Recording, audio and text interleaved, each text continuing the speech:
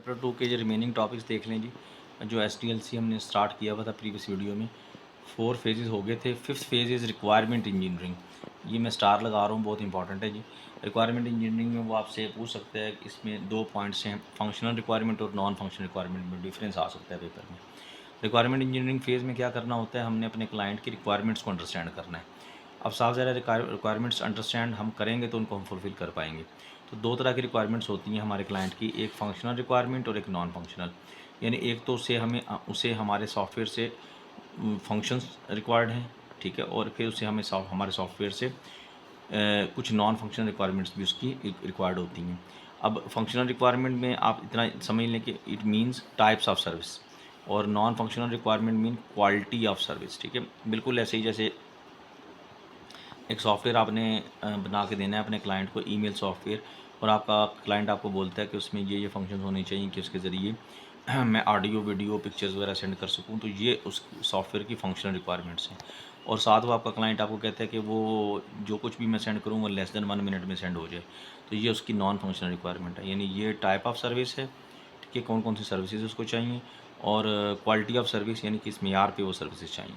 तो type of services जो हैं वो फंक्शनल रिक्वायरमेंट कहलाती हैं, quality of service non functional requirement कहलाती है।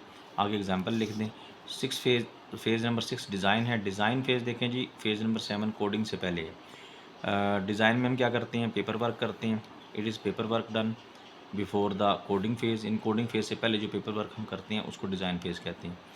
It involves flow chart and algorithm design. इसमें हम फ्लो चार्ट वगैरह बनाते हैं, एल्गोरिथम वगैरह लिखते हैं। ये सारा पेपर वर्क है, क्योंकि इसके बाद हमने कंप्यूटर पर बैठ के प्रैक्टिकली कोडिंग करनी होती है। तो इस कोडिंग से पहले हम इसका एक पेपर वर्क पेपर डिज़ाइन बनाते हैं, जिसमें हम अपने सॉफ्टवेयर की सारी फंक्शनलिटीज़ वगैरह को पेपर पे डिफ़ाइन करते हैं। डिज़ाइन हो गया, फिर कोडिंग आ गई। कोडिंग में क्या है, in this phase we write the code using any programming language. उसके बाद टेस्टिंग है जी। साफ ज़ाहिर कोड आपका बन गया, उसको आपने टेस्ट करना है, देखना है उसमें एरर वगैरह तो नहीं है। In this phase we test the code to check and remove the errors. Second last phase implementation है। इम्प्लीमेंटेशन को डिप्लॉयमेंट भी कहते हैं, मैं इस पर भी स्टार लगा रहा हूँ, ये भी बहुत इंपॉर्टेंट है।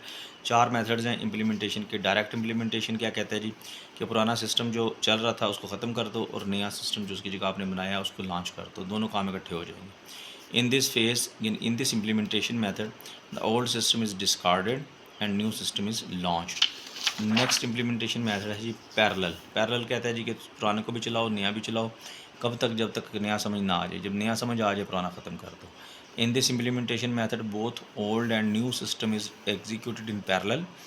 When we understand new system then the old system is discarded. ये बेसिकली थोड़ा सेफ हमारा इम्प्लीमेंटेशन मेथड है, क्योंकि इसमें ये होता है कि पुराना सिस्टम एकदम ख़त्म नहीं करते, पुराना सिस्टम हम चलाते हैं, साथ साथ नया सिस्टम भी एग्जीक्यूट कर देते हैं। मकसद इसका ये होता है कि हम इसमें नए को अंडरस्टैंड करना चाह रहे होते हैं, ठीक है। जब नया समझ आ जाता है तो पुराना डिस्कार्ड कर दिया जाता है। पायलट इम्प्लीमेंटेशन में हम ये करते हैं कि इंस्टीट्यूट के अंदर जैसे कॉलेज के लिए सॉफ्टवेयर बनाया, तो उस कॉलेज के अंदर कुछ हायर अथॉरिटीज़ को न्यू सिस्टम इंट्रोड्यूस करवा देते हैं। वो हायर अथॉरिटीज़ उस सिस्टम को यूज़ करती हैं। जब वो हायर अथॉरिटीज़ उसको अंडरस्टैंड कर लेती हैं तो फिर रेस्ट ऑफ द एम्प्लॉयज़ के लिए उसको इंट्रोड्यूस करवाया जाता है। In this implementation method the new system is introduced to only some higher authorities. Once these higher authorities understand it, then it is introduced for rest of the users. Phased implementation में क्या होता है, पुराने system को ऐसा ऐसा ख़त्म किया जाता है, नया ऐसा ऐसा लॉन्च कर दिया जाता है। In this, the old system is slowly discarded and new system is gradually introduced. ये चारों मेथड जो हैं इम्प्लीमेंटेशन के, फिर सुन लें, ये बहुत इंपॉर्टेंट है। इस इम्प्लीमेंटेशन को डिप्लॉयमेंट भी कहती हैं। और फंक्शनल रिक्वायरमेंट और नॉन फंक्शनल रिक्वायरमेंट का डिफरेंस बहुत इंपॉर्टेंट है। टेस्टिंग के बारे में पूछ सकते हैं आपसे कि टेस्टिंग क्यों की जाती है। साफ ज़रा टेस्टिंग इसलिए की जाती है कि आप सॉफ्टवेयर को चेक कर लें उसमें कोई एरर वगैरह तो नहीं है, ठीक है। अच्छा, उसके बाद आपके पास लास्ट आ जाता है मेंटेनेंस फेज। सॉफ्टवेयर बन गया, अप्लाई हो गया, इम्प्लीमेंट हो गया, बाद में with the passage of time उसमें एरर्स भी आएंगे और मज़ीद इम्प्रूवमेंट्स भी चाहिए होंगी। तो एरर्स को रिमूव करने के लिए, आने वाले एरर्स को रिमूव करने के लिए और उसमें मज़ीद इम्प्रूवमेंट्स लाने के लिए हम उसको मेंटेन करते हैं। उसको मेंटेनेंस, इस स्टेप को हम मेंटेनेंस कॉल करेंगे।